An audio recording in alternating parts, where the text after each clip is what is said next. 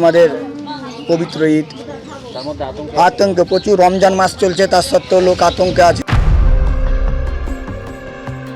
আমাদের নামটা কেন কাটা গেল? কি করবেন তাহলে? আত্মহত্যা করতে হবে তাহলে। সংখ্যালঘু হিসাবে মনে হয় বাদ করছে সব মুসলিমদের। সংখ্যালঘু সম্প্রদায়ের দাবি বেছে বেছে তাদেরকেই ভোটার তালিকা থেকে বাদ দেওয়া হচ্ছে। কিন্তু জানেন কি, 28শে ফেব্রুয়ারি প্রকাশিত প্রাথমিক চূড়ান্ত তালিকা অনুসারে শীর্ষ যে 10টি আসনে বেশি ভোটার বাদ গেছে তার মধ্যে 6টি হিন্দু অধ্যুষিত। সেই 6টি কেন্দ্র কোন কোনটি জানেন কি? কেন হিন্দুদের ভোটাধিকার কেড়ে নেওয়া হচ্ছে? অনেকের দাবি, শুভেন্দু অধিকারী তো বলেছিলেন একটাও হিন্দু ভোটার বাদ যাবে না। শুভেন্দু অধিকারী মুখ ভেঙিয়ে ভেঙিয়ে আঙুল নাচিয়ে নাচিয়ে বলেছিল একটা হিন্দুর ভোটও কাটা যাবে না।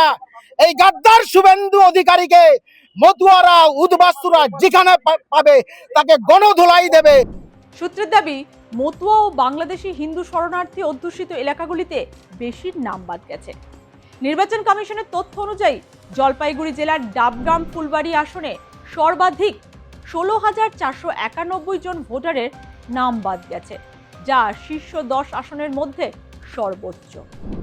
এই আসন থেকে বিজেপির শিখা চট্টোপাধ্যায় গৌতম দেবকে হারিয়েছিলেন। 3টি মতুয়া অধ্যুষিত কেন্দ্র বাদ গেছে বহু ভোটার। উত্তর 24 পরগনার বাগদায় বাদ গেছে 15,303 জন। নদিয়ার কল্যাণীতে বাদের সংখ্যাটা 9,037 জন ও দক্ষিণ 24 পরগনার সোনারপুর উত্তরে বাদ গেছে 9,354 জন। বহু হিন্দু ভোটার বাদ গেছেন। বাগদা ও কল্যাণীতে 2021 ভোটে জিতেছিল বিজেপি, যদিও 2024 উপনির্বাচনে বাগদা দখল করে তৃণমূল। এই কেন্দ্রগুলি ছাড়া আরও রয়েছে। যদি আমরা উত্তর 24 পরগনার দিকে তাকাই তাহলে দেখতে পাবো আমডাঙ্গা ও দেগঙ্গা মুসলিম সংখ্যাগরিষ্ঠ। এখানে বাদ গেছে আমডাঙ্গায় 7,558 জন, দেগঙ্গায় 856 জন।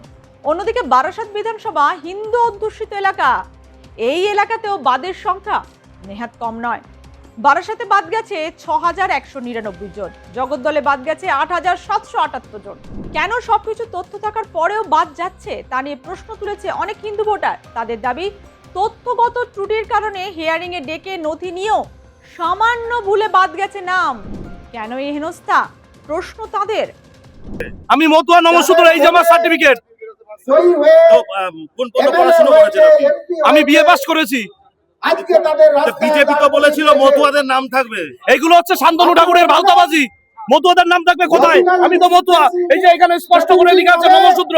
অভিজিৎ বিশ্বাস পিতা শিবনাথ বিশ্বাস। 2012 সালে আমার শিডিউল কাস্ট সার্টিফিকেট ইস্যু হয়। নাম কাটে? হ্যাঁ, ছেলের নাম ছিল, মারা গেছে ছেলে।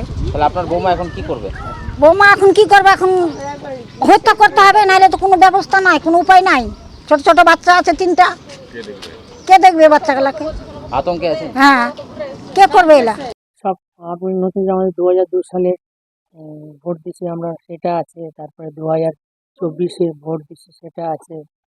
তারপরে আর সবকিছু ফটো সব কিছু জমা দিচ্ছি আমরা। তারপরে আপনার নাম বাদ। কেন বাদ গেছে? কি করে বললাম তো, আমাদের সেই মানে 2002 সালে তো নাম আছেই, তারপরে সব দেখি বাদ, কালকে দেখি সব বাদ। তারপরে মনের অবস্থা কি? মনের অবস্থা খুব খারাপ এখন, সুগার হাই হয়ে গেছে। হ্যাঁ। কেন? এই টেনশন তো করি না, তারপরে হঠাৎ এত টেনশন হয়ে যাচ্ছে প্রায় 1 মাস ধরে। এদিকে ভোটার বাদ পড়া নিয়ে উদ্বেগে তৃণমূল নেতৃত্ব। অভিষেক বন্দ্যোপাধ্যায় সরাসরি নির্বাচন কমিশনকে তোপ দেখে বলেছেন, টার্গেট পূরণ করতেই এই বাদ। যে আলটিমেটলি এই নির্বাচন কমিশন, দেশের জাতীয় নির্বাচন কমিশন হচ্ছে বিজেপির সহকারী সংস্থা। বিজেপির অঙ্গুলি হেলনে গণেশ কুমার চলছে। অন্যদিকে মতুয়া সম্প্রদায়ের ভোটারদের বাদ ও এইভাবে রাজ্যের ভোটারদের বাদ দেওয়ার প্রতিবাদে 6 মার্চ ধর্মতলায় ধর্নায় বসছেন মুখ্যমন্ত্রী মমতা বন্দ্যোপাধ্যায়। আবার বিজেপি নেতাদের দাবি, হিন্দু ভোট বাদ পড়ায় নির্বাচনে তাদের নাকি চ্যালেঞ্জের মুখে পড়তে হতে পারে, কারণ হিন্দু ভোটের বড় অংশ বিজেপিকে সমর্থন করে। তাই তাদের জন্যও ভোটার বাদ একটা বড় চাপ। যদিও পুরো এসআর প্রক্রিয়াকে বিজেপির চক্রান্ত বলে সোচ্চার রাজ্যের শাসক দল। এখন দেখার ভোটের আগে কতজন ভোটার এখন দেখার ভোটে কতজন ভোটার ভোটের লাইনে দাঁড়াতে পারেন।